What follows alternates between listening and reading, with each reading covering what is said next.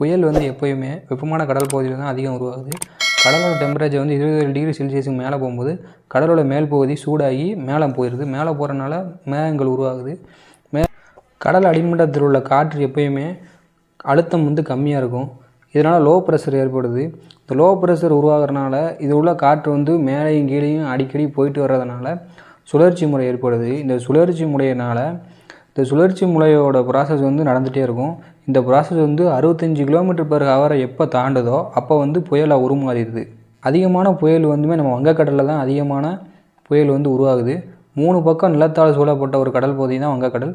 தெற்காசியாவில் உள்ள பெரும்பாலான நதி வந்து இந்த பே ஆஃப் பெங்காலில் தான் கலக்குது.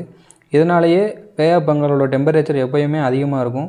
October to December north east monsoon அப்படிம்பாங்க. இது இந்தியாவுக்கு வந்து வடகிழக்கு பகுதியில் உள்ள குளிர்ந்த காற்றை வந்து அதிக அளவு பே ஆஃப் பெங்கால் நோக்கி மாற்றுது.